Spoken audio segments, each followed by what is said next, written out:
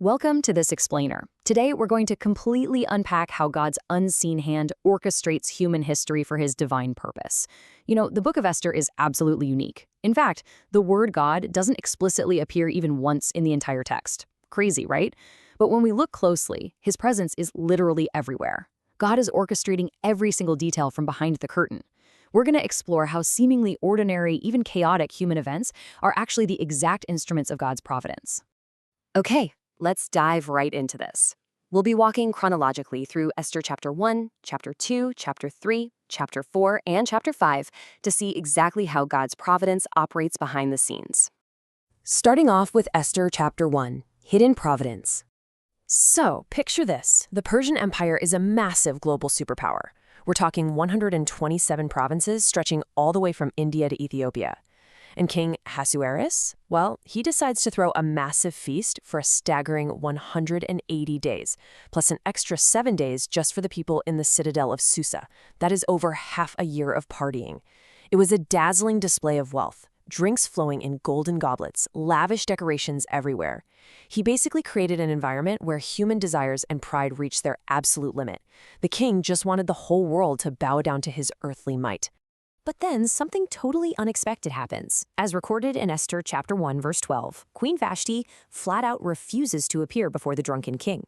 On the very last day of his grand feast, he commands her to come out and parade her beauty. In a kingdom where the king's word was literal law, her defiance was a massive blow to his ego. Naturally, this led to his explosive rage and her immediate removal from the throne. Now, on the surface, this might just look like a royal domestic dispute or secular politics. But we've got to look deeper. The theological reality here is that the throne was intentionally emptied. This was God's plan, meticulously clearing the path for the future salvation of the Jewish people. Right in the middle of all this human arrogance and political calculation, God was already laying the groundwork to protect his flock. Moving right along to Esther Chapter 2, Divine Preparation. Once the king's anger finally cooled down, a massive empire-wide search began for a new queen. In Esther Chapter 2, verse 7 tells us that into this search, God introduces a humble, orphan Jewish girl named Hadassah, who we know as Esther. She was lovingly raised by her cousin Mordecai. Just think about the incredible contrast here for a second. The great king of Persia, surrounded by the absolute finest things the world has to offer, is about to meet an orphaned captive from Judah. Here's the really crucial point.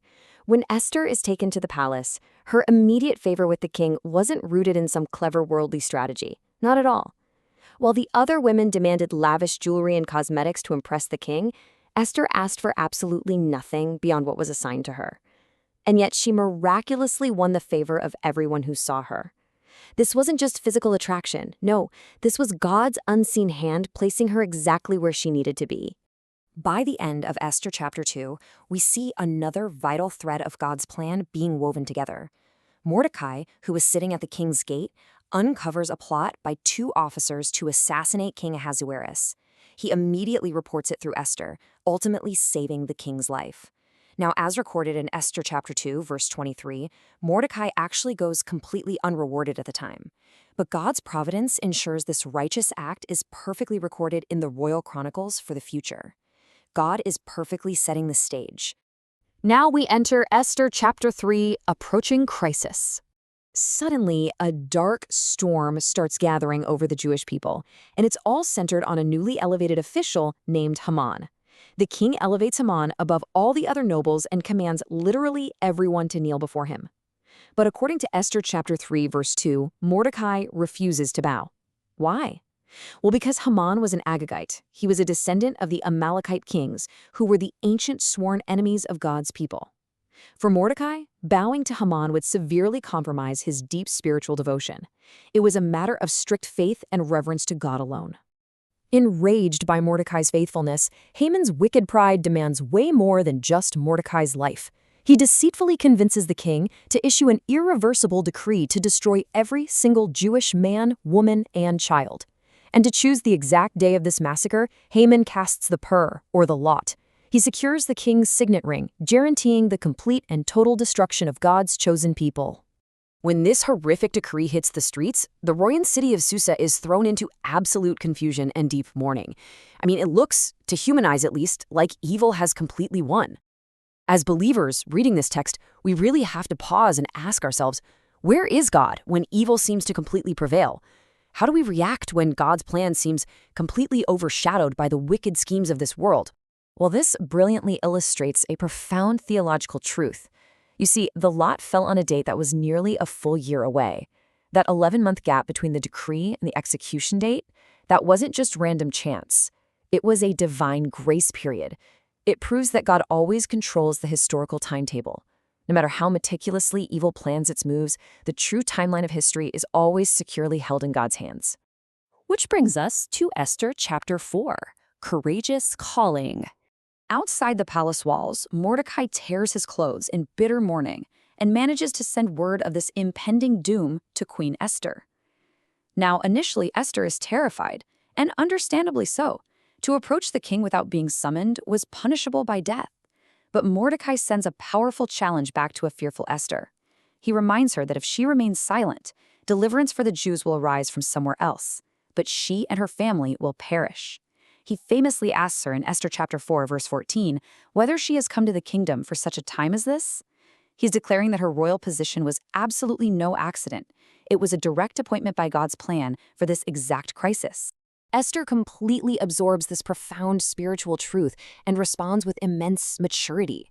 Instead of rushing in with some frantic political strategy, she lays out a strict plan that prioritizes seeking God's power over relying on human wisdom. She commands Mordecai to gather all the Jews in Susa to fast and pray collectively for 3 days and 3 nights. She knows the battle must first be won in the spiritual realm. Following this intense period of spiritual preparation, Esther makes her iconic declaration in Esther Chapter 4, verse 16.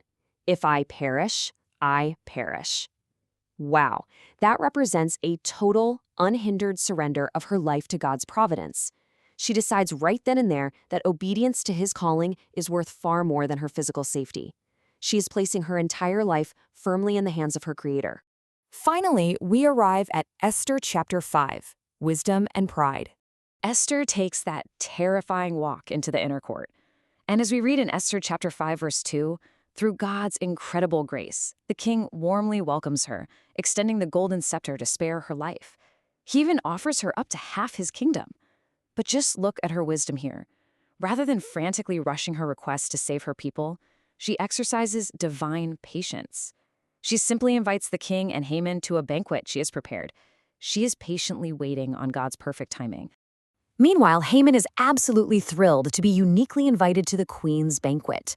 But his joy turns to burning rage the second he sees Mordecai still refusing to bow at the gate.